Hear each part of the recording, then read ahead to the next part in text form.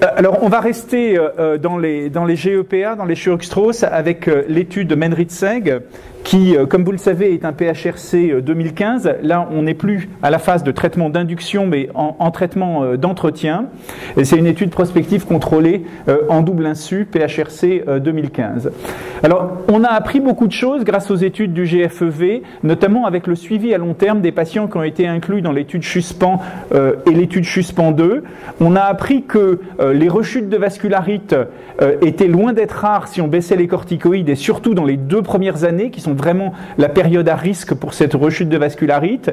Et on a appris aussi que les exacerbations d'asthme et de manifestations ORL surviennent tout au long du suivi, vous le savez bien, et c'est pour ça qu'on est obligé de maintenir dans plus de 80% ou dans 80% des cas une corticothérapie au long cours. Si on regarde à M28, eh bien effectivement, on a soit une rechute de vascularite, soit une exacerbation d'asthme ou de manifestation ORL chez presque 2/3 des patients, et ça va conduire à une forte morbidité, à des séquelles, à une corticothérapie avec ses effets délétères. L'hypothèse de Menritzeg, c'est que, comme dans les autres vascularites associées aux ANCA, ces patients atteints de granulomatose éosinophilique avec polyangite pourraient aussi bénéficier d'un traitement d'entretien avec deux facettes. Un, on éviterait les rechutes de vascularite et les exacerbations d'asthme.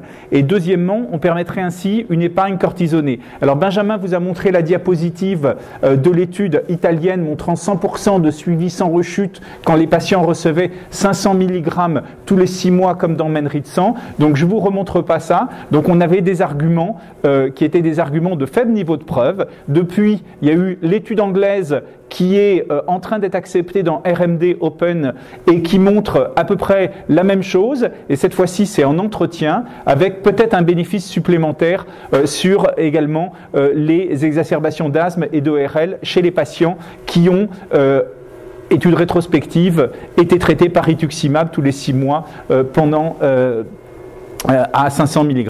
Donc l'objectif de cette étude, c'est de comparer 2 schémas de traitement d'entretien chez des malades donc, qui sont en rémission, soit le rituximab avec le schéma Menritzan, soit l'azatioprine. Alors voilà le design de cette étude. Les patients reçoivent 500 mg de rituximab tous les 6 mois pendant 2 ans, avec un placebo d'Imurel, ou bien un placebo de rituximab et le vrai azatioprine pendant 2 ans.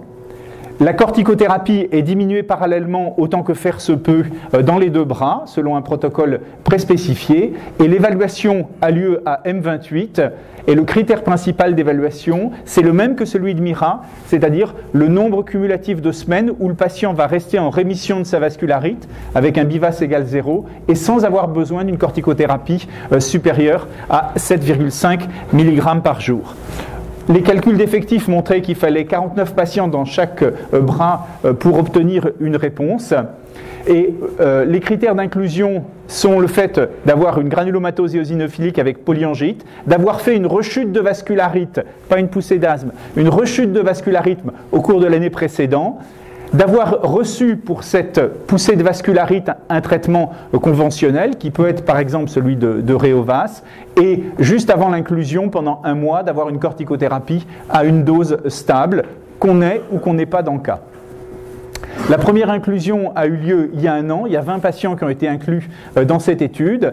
Et je vous rappelle que les patients peuvent être inclus soit à la suite de Réovas, soit indépendamment de Réovas, à condition bien sûr d'avoir les critères d'inclusion. Et quand vous avez un patient qui est dans Réovas et qui arrive à sa visite M12, ce qui est bien, c'est à la visite précédente, le M12, c'est-à-dire au J270, informer le patient et mettre une trace dans le dossier. L'URC est assez sensible à ça. Et lors de sa visite de fin d'étude de Réovas, eh bien, si le patient est en rémission avec des corticoïdes stables depuis 1 mois, à ce moment-là, vous pouvez le randomiser le jour même et lui administrer la perfusion du premier jour de Menritzeg le jour même, ce qui évite de faire revenir le patient. Merci donc pour vos inclusions. On a pris un petit peu de retard dans les inclusions dans cette maladie, mais on a vraiment besoin de votre aide. Comme disait Benjamin tout à l'heure, la France est probablement le seul pays au monde qui, grâce au réseau du groupe français d'études des vascularites, peut arriver à mettre en place des études dans la granulomatose avec polyangite. Je vous remercie.